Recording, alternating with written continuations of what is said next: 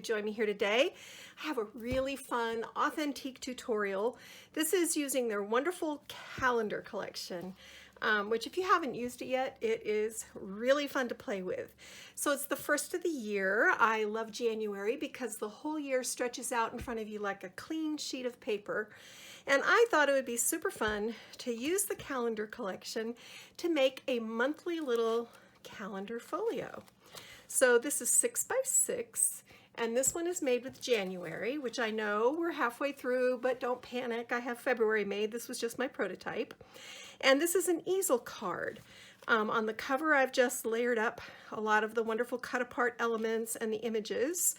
And then flowers, a really reasonable ribbon, center stitch satin, and tags, a little bauble from my stash. But the cool part is the inside, because on the top of the easel, I've split the calendar image above and below, and then we've actually built a pocket. So inside the pocket, what do we have? Well, we have little mini wallet-sized folios that you can put little snaps of your winter shenanigans in, pictures of the kids, you could add plain paper and jot down memories here. Here's a little journal card, and this all fits in this lovely little pocket. But there's more. There's a hidden pocket, and this is what makes this folio so much fun, because this pulls out of the base, and this is 5 1/4 by 5 1/4, so you can put a couple of really good sized photos in here and on the back. So if you have a birthday or a snow day or any kind of fun celebration, this is a great design, and then it can just sit on your desk all month long and remind you of the happy times. So I thought perhaps you would want to make one of these. And I prepared everything to do it with the February calendar kit. So you're going to need the collection kit because you're going to need 2 each of the solid papers, which is the red and the pink. You're going to need 2 each of the image sheets. We're going to use images and patterns from the back. You're going to need, you can see I've cut mine all to bits, which is how you know it's a good collection. You're going to need 2 sheets of the sentiments, which have the patterned papers on the back and the sentiments on the front. And you're going to need 2 sheets of the patterns. So you've got the hearts on the one side, the plaid on the other. And you're also going to need 1 sheet of Spectrum cardstock. In addition to this, you're going to need a scoring tool. You're going to need a ruler. You're going to need whatever adhesive you like to work with, some ribbons, some flowers, and maybe some little embellishments. So to start with, we're going to cut a 6 by 12 panel from that patterned cardstock, and we're going to build our easel base. Now, an easel card is one of my absolute favorite designs. I make them all the time, and 6 by 6 is a great size. So lay the long side on your scoring tool, score at 3, and score at 6. And I'm just going to give you a little scoring tip here. Nice and easy does it. You can score multiple times because these papers, you don't realize it, but they have fibers in them. And if you press down like Mad Max and break through the paper or stress the paper, it's going to crack. So I do the same thing when I'm folding it. I take it nice and easy, and then you get a nice clean score. This is a great weight paper. So there's our basic easel, super easy. I'm just gonna set this guy aside, and we're gonna open this up, and oh, nope, I'm getting ahead of myself, sorry. So to add strength to the paper, because this is a pretty heavyweight project, you want 2 5 7/8 by 2 7/8 panels. And I've inked all my edges with Gathered Twigs Distress ink. That is my preference, but if it is not yours, you do not need to feel as though you need to do that. And we're just going to add these little panels above and below the break, and this is just going to strengthen our easel, and it also looks pretty too. I think it's a nice design element. And you could have flipped this. You could have done the dark paper on the top and the light paper as the background, but I thought this is what looked best. Then I also have a little panel. This one is 5 and, well, I better measure it, 5 3/4 by 2 3/4. And this is from the image sheet. And I'm just going to adhere this right here. So far, so good, right? Pretty easy. Then we're going to open this because I like to finish the inside of my cards first. That way the front stays pristine. So this is the February calendar, and what I did was cut it out as a whole piece, and then I trimmed it down so that the top section went ahead and measured 5 7/8 by 2 7/8. And the reason you don't want to go 3 is that you've got to leave room for the break so that your easel card will, you know, do an easel. And then I had to trim this down a little bit, but, oops, and I want to put that in right side up, not upside down, but I trimmed it off the bottom. So you've still got room in here to write the dates for the month, and if you've got any special appointments or birthdays, you can write those in there too. I did not do this on this one because whoever receives it will want to have that opportunity. So that's the top done. So now down here, we're going to build our pocket and our hidden pocket. So for that, you're going to need a 5 7/8 by 5 7/8 panel of this dark red cardstock. And we're just going to adhere this right down.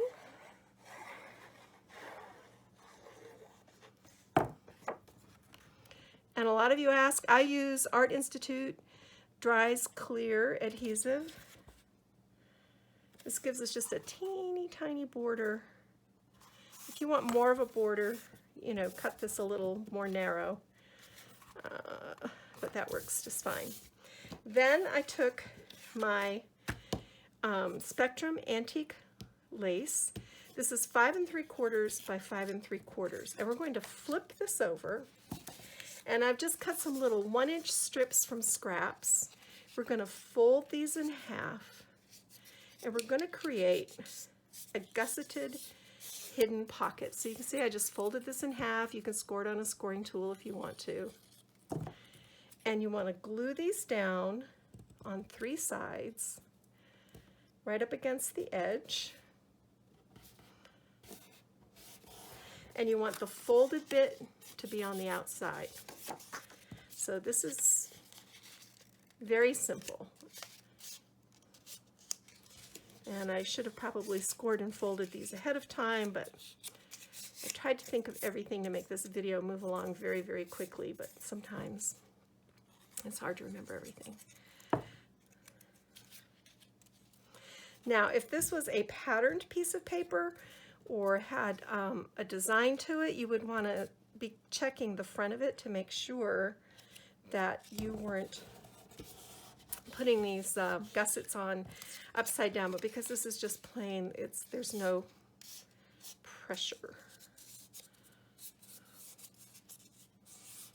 All right, so I want my stripes to go up and down, so I want this last piece right here, just like this. Then just come in with a bone folder. This is a We Are Memories bone folder, and I like it because it really has a great weight. I'll link to it in the supply list so you can find one. And I can see I need to scooch this piece over just a little bit. Well, I'm not going to actually stress over that. So now just put a little dot of adhesive in your corners. Fold this over. And this creates a channel for that little hidden folio to rest in, and it gives you a little extra room in there. So just center this. And the only thing you really have to be cautious about is that you make sure that your opening is on the right. So see, now you've got this lovely little pocket panel right here. that you can slide your hidden folio into. And I like to just take a ruler or a bone folder and press down those corners. Make sure all the channels are open, because liquid glue in particular will sometimes, there, see, that needed to be opened up. So that's that. Now we're going to make a pocket here as well. So this is a 5 5/8 by 5 5/8 panel of our plaid. So I cut my pocket to 6 3/4 by 3 1/2, and bring in my scoring tool. For those of you who've seen me do this 100 times, forgive me. 1/2 inch on this side, 1/2 inch on this side, and 1/2 inch on this side. Then bring in your scissors. You've got a little square in each corner. You're just going to snip that out. All right.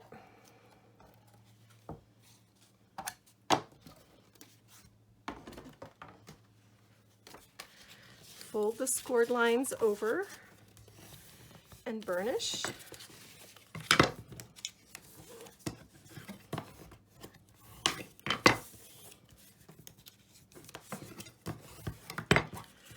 Put a little dot of glue in each corner.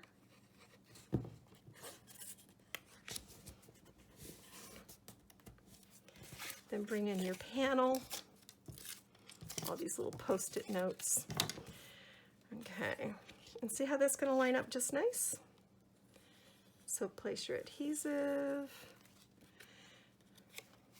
So that panel had to have been 5 3/4, not 5 7/8, because this is a perfect fit. Yeah, we're just gonna make sure we're straight, just like that. And then place our adhesive on the back.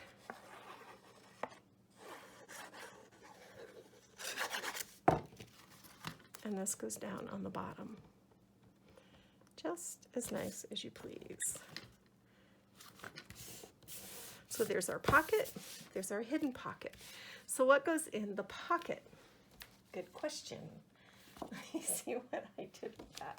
Okay, so these are the inserts for the pocket. I cut this cute little image that will just live right in here. I cut out a pattern. This has an image on the back, but I like the pattern in there. And then this wonderful journaling card. This goes in here. And then to make the little folios that go in there, you want to cut 2 of your 3x4s apart. And I've matted these on the matching cardstock, so you can see. And this measures about 3 3/8 by 12. So what you're going to do is bring in your scoring tool, lay this down, and if you go right at 4 1/4, it's going to be just about perfect. So 4 1/4 and 8 1/2, fold. Now if you want to dress these up with more of the cut apart images and all of that, you can. I just kept it fairly simple for time's sake. So same thing here. 4 1/4, 8 1/2, score and fold, and as you can see, I got that upside down. Monday. That goes in that pocket.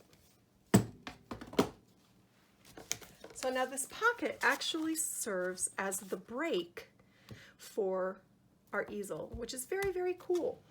Now, what we want to do is bring in our title. I'm going to refer to my prototype here. Okay, so on the prototype I have ribbon that I ran across the top here. And I could do that again, but I don't think I want to. I think I'm just going to put this here. What I did was fussy cut this from the second calendar from the second page and backed it with some dimensionals. I like to use waste chipboard because it's free, and but you can use sticky foam, whatever you want to use. And this is going to go right at the top, just like this. And this is going to serve as the break for our easel.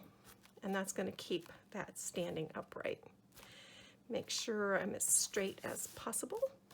Now let's build this hidden insert. And for this, you're going to need this is 10.5 by 5 1/4 of the patterned paper.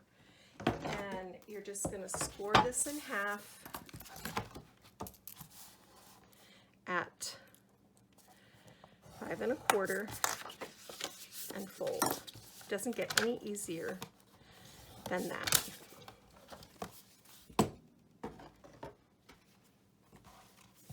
Then the next thing you want to do, I used this Chantilly paper lace hem stitch oval die. You see that? This is a Spellbinders die. It's an Amazing Paper Grace. And I die cut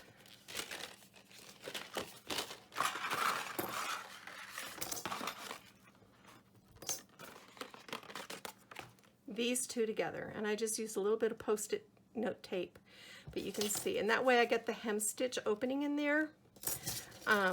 And this is going to be our little pull-out tab for the card. So this is very high tech. Pay close attention. Fold it in half. And you'll know you've got it right because the little holes will line up. So now that you've folded this in half, you've got a cutting line. Just come in with a cutting tool and line it up. And the reason you fold it in half is that then each side more or less matches. And I'm going to put adhesive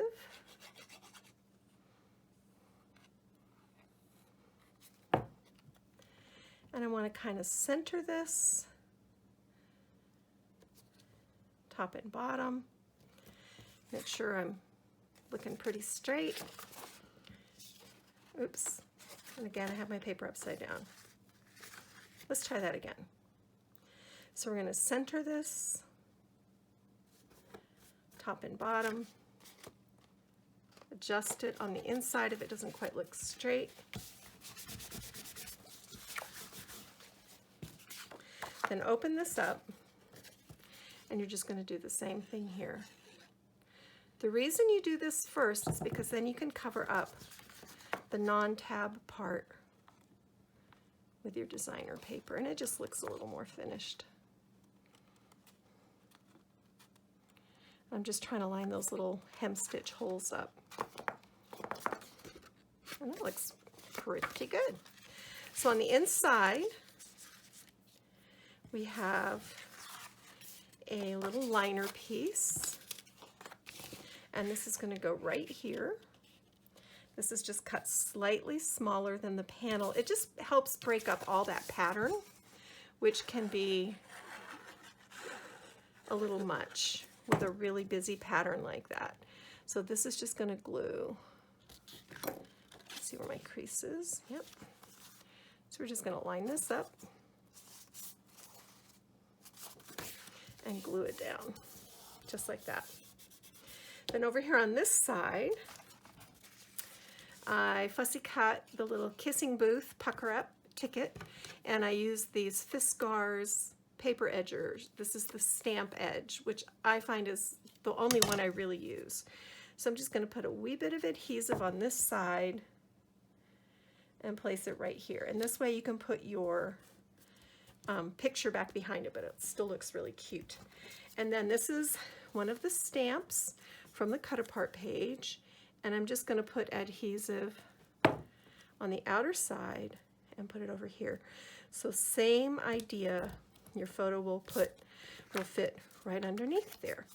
All right, so for the cover, I've cut I've matted, and I've lost my ruler. It gets crazy in here, people. Okay, this is a 5-inch square. from the patterns sheet, and I just matted it on a very slightly larger piece of the antique lace. And I like to do that with busy patterns because it helps keep the design from being muddled. To me, it just has a less busy look. And that's just my preference. But if you don't like to mat, don't mat.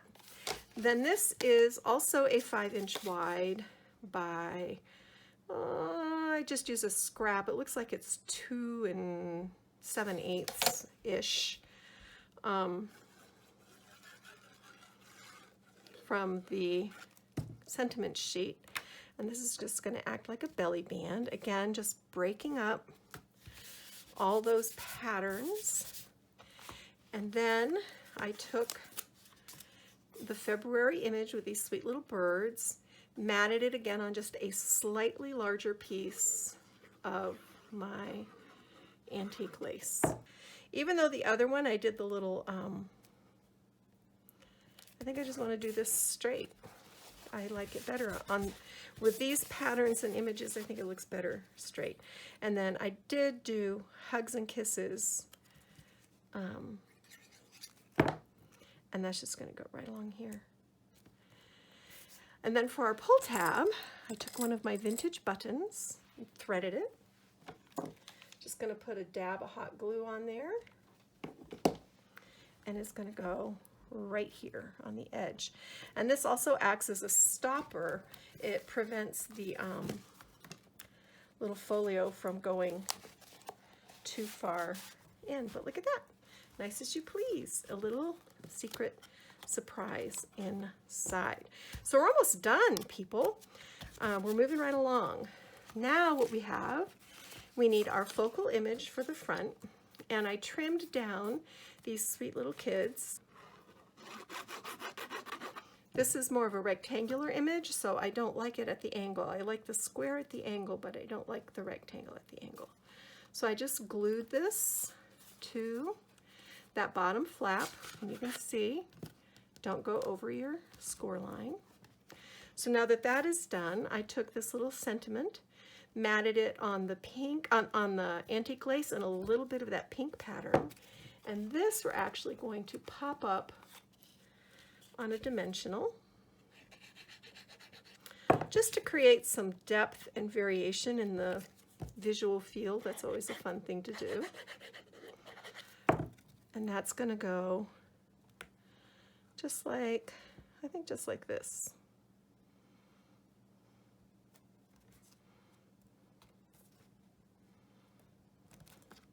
Is that what I want? Nope. There, that's perfect. Then I took a couple of our little tags, and I'm going to tuck these in here, just kind of like extra layers on the side. So a little adhesive here, and then I'll just stick this down in here. If I have to lift this a little bit, I can. There we go. That looks good. And had a little adhesive right there. And then I've got this one, and I adhered one of the little stamps. And this is going to actually tuck behind as well. So just put some adhesive here and tuck it right in like this. So you've got this nice little stagger thing going on. And then for the top of this one, I have a sweet little rose cabochon. And I don't know where I got these. I've had them forever. I think they might have been old Stampin' Up. That's definitely a possibility. And then these little postage stamps, I don't know, we might not need these here because this is a much bigger image. Or maybe we'll just, yeah. So we're going to adhere these together at an angle. And you can tell I am creating this right in the moment, and then these are going to go right down here in this corner. Very sweet, right? So this just goes like this. Now, we could take this Will You Be Mine and put that right in the middle. I like that. And then center this between the two.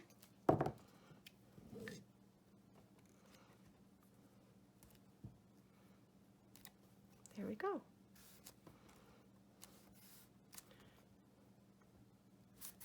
Okay. I grabbed some flowers from my stash that I thought would be pretty with this. Now, when you're putting your flowers down, you are going to have to be careful that you don't glue this in. So here's what I'm going to do. I'm going to pull this out, and I'm just going to take a little piece of scratch paper, just any old scrap, and I'm going to stick it in that spot so that I don't end up with a problem. There you go. All right. Can you all see? I'm forgetting to make sure I'm in frame. I sure hope so. All right. So I have a couple of little rose leaves, leftover extra. So let's put one this way, and let's put one this way. Let's put a red rose in the center.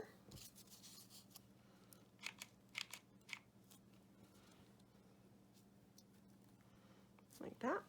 Come in with these cute, these are Buttercup Candy Mix from Little Birdie. And let's take two pink ones. And let's put one right here.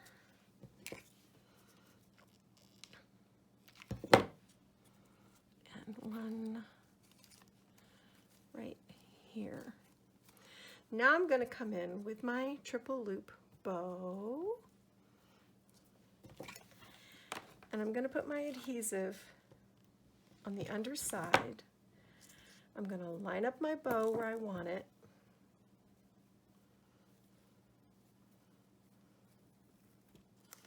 I'm just going to push it into there, and I'm going to use the tip of my scissor so that I don't barbecue my fingers. And just hold that in place while you fuss the bow. It'll set up pretty fast. Make sure you have all your little loops out. That looks really cute. And then I have another little, this is white iridescent metallic string. And we're just gonna fold this like this so that the knot is forward, and that's just gonna go right down into that puddle. And we'll come back once that is set up and we'll fluff those out. So then over here, let's take a pink rose.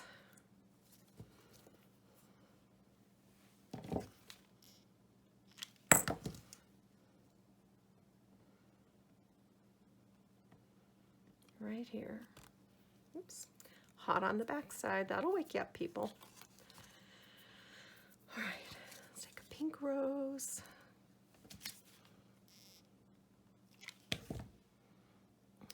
Kind of right here. And then a couple of red little flowers. And I'm just going to squish these up. Oops, squish these up like this. And this one's going to go right here.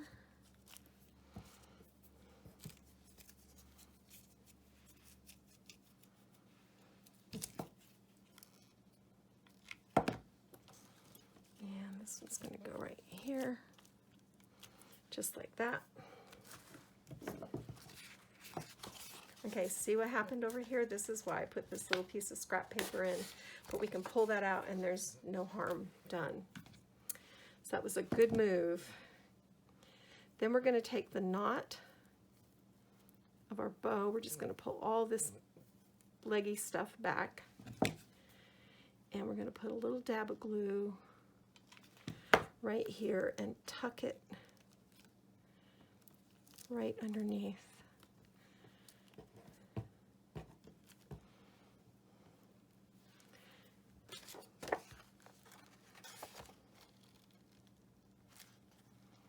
Press that down and just adjust the little loops.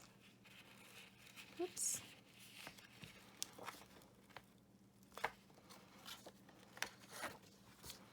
Looks good. And then one more of these little guys. Again, pull the loop back and go right. You can even go inside the petals if needs be. You just want to get that little bit of shimmer in there, or at least I do. Cute, cute, cute. And then the last step is I found 3 really cute little pink and white buttons from my stash. And we're just going to glue these down. We're going to center them with our sentiment. That's always a good tip. And one right here.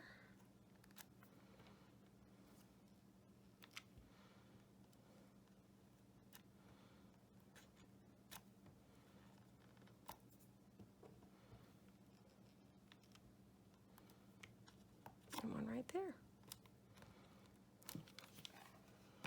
And I found this adorable little locket. Look, it actually opens. The little flap opens. It's the cutest thing. I think this was in a bunch of charms that my husband bought me for our anniversary one year. He knows this is the kind of jewelry I like, the kind you can put on your cards. So I'm going to thread this iridescent string through here and then just pull the legs through the loop. And I'm going to tie this around my flower bundle.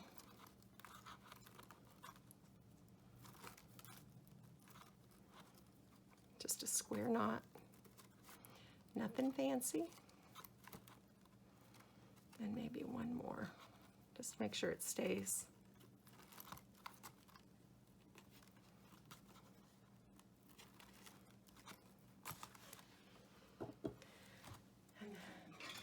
Trim this.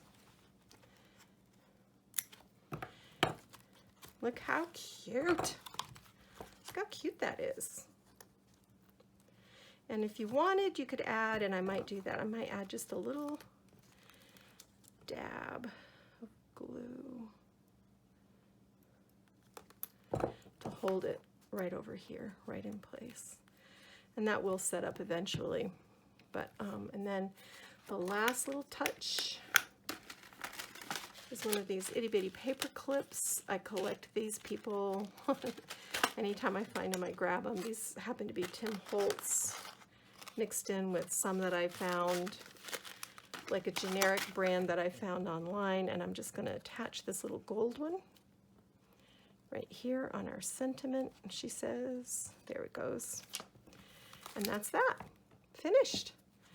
Not so hard, and you could do this every month. Now that you've got the recipe, you can make one every single month for your desk at work or in your studio or in your office. Really fun. Oops, and now we'll get this guy tucked back into his little home, just like that. See? Perfect. Ta-da! Aren't they darling? I love them. So Kathy Clement, Kathy by Design for Authentique Paper. Thank you for joining me today, and I hope you enjoyed this little tutorial.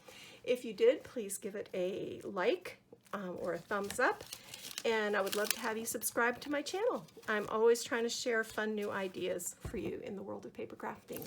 And now I am going to go get my craft on. Bye.